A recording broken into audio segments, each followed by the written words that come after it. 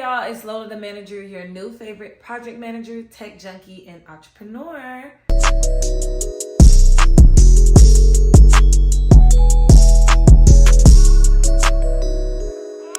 This is episode 1 of Life as a Project Manager. I decided to start this series to give people the day-to-day, behind-the-scenes, nitty-gritty of what it's like to be a project manager. There's so many different courses and material out here that teaches you what project management is in theory. But what is it like every day when you're actually at work? Are you really utilizing all these formulas that you see on the PMP? Do we really need to know all those domains in order to do our job effectively? In today's video, we're going to talk about all things project management, starting with the question, what is project management?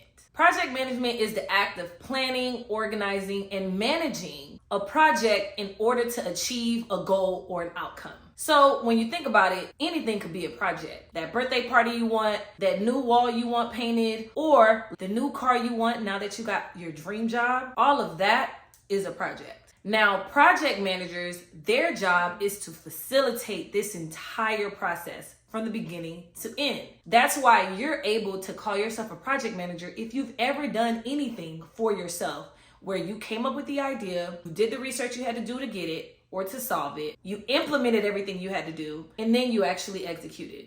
You completed a project. Now, when it comes to project management, there's something known as the project lifecycle, meaning the cycle in which you go through in order to start and complete a project. There are 5 phases in this project lifecycle. We have the initiation, the planning, the execution, the controlling and monitoring, and the closing. In the initiation phase, this is the time where you're taking this big idea, this abstract idea, and you're going to turn it into a meaningful goal. In the project manager world, the next thing we will need to do is create a business case. A business case is pretty much, why do we even need this? And how are we even going to do this? We're going to use the example of planning a birthday party. Why? Because I love parties. I love planning. So why not? So your milestone birthday is coming up and you want a party, right? You want to have a big party. You want it to be the talk of the town. You hear me? That's just an idea. It's just a thought. Without any motion, without any pen to pad, it's not happening, right? That's initiation. You're initiating this idea. But you really want to know, can this actually be done? So now you go through the process of figuring out okay, what's the need behind this birthday? Maybe you've never had birthday parties before. Maybe this milestone is very significant for you. So you feel like you need it. You need something to celebrate. You need a win. You need to bring people together. Sounds reason enough. And so in this business case, you identified all of that. And now you need to create something called a project charter. This charter is pretty much like the Bible for your project. When I say Bible, I'm not saying it gets deep in the weeds. I'm just saying it's a high level overview that you will always reference as your source of truth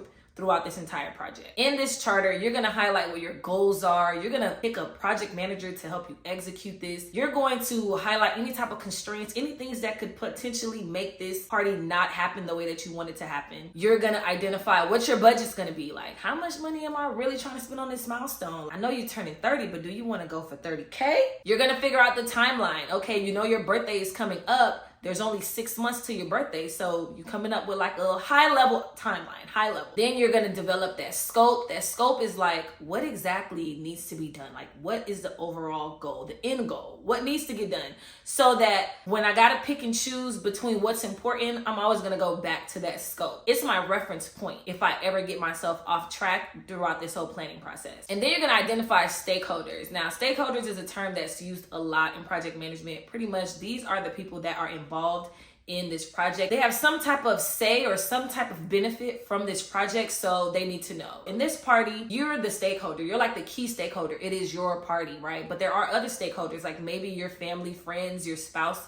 You know, they might be contributing money to this, so they want to know what's going on. Maybe it's just not your birthday. Maybe you're doing like a party with someone else. They're a stakeholder. So those are things that you need to know. And all of that is just the initiation phase. So you had this big idea, and then after, some research, you were able to kind of see like, this might be something real. We might be able to actually do this. Next phase is planning. The planning is the heaviest lift in the project management lifecycle. It serves as a complete roadmap of how we're actually going to get this done. In the initiation phase, we didn't really go into the weeds. It was very high level of what we kind of want. In the planning phase, we're going to go deep down in the weeds. We're going to get all the technical specs, all the skills that we need. Everything that's needed is going to be figured out in the planning phase. We're even going to find all the resources that we need. Remember, we're planning a milestone party, so we need a birthday cake, we need a DJ, we need a caterer, probably need a host. Who's going to host this? Am I going to host my own party? Like, am I going to be on the mic like, happy birthday to myself?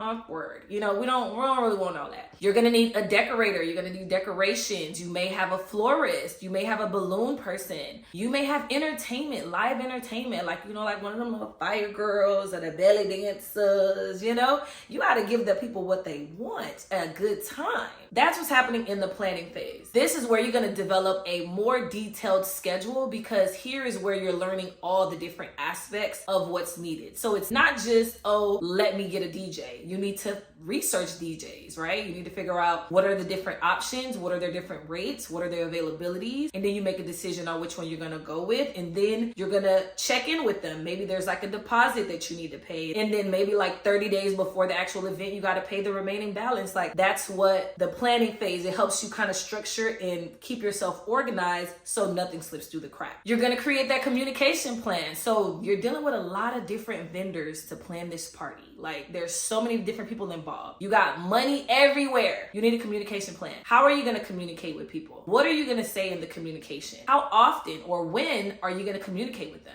So we need all that information. We need that in a plan, and everyone needs to know the plan so they know what to expect. And something very critical in the planning phase is identifying risk, right? You want to have this big birthday party, but you're doing it outdoors on a rooftop in the summer, right? That's a risk. It might rain. What's the backup plan? So in the planning phase is where you're also developing that risk management plan. Like, what are the risks? How do I plan to manage these risks or mitigate these risks? And there's more things that happen here in planning, but these are like the key things that I like to highlight. Then there's the execution phase. Right? You already figured out everything that you're gonna need to execute this project, and you decide to kick it off like, hey, let's get into it. Ain't nothing to it but to do it. Okay, ain't nothing to it but to do it. Now it's showtime. We are in go mode. Everybody's doing their job. All these different things are happening, and the project is in execution mode. You're making sure that you're communicating and collaborating with all stakeholders, making sure all I's are dotted, T's are crossed. At the same time that execution is happening, you're also in the next phase, which is monitoring and controlling. You're ensuring that everything that's supposed to get done is getting done. So you're executing certain tasks and you're monitoring and controlling certain tasks. You want to make sure that everything goes on without a hitch. Everything is like amazing. Sticking to the birthday party theme. Party is live, it's going, it's amazing, the drinks are flowing, the vibes are giving, photos are being taken, and it's the time of your life. So now we're getting close to the end of that party, and now we're gonna close the project. We're on the last phase, like closing everything out. So in the closing phase, this is where you make sure that you terminate any contracts, you pay any outstanding balances, you're doing any final reports. One thing that's very essential in projects is reflection. You may hear people use the terms lesson learned, post-mortem, retrospective. All of these are different fancy names to say, let's regroup and talk about the highs and lows, the pros, the cons of this entire experience.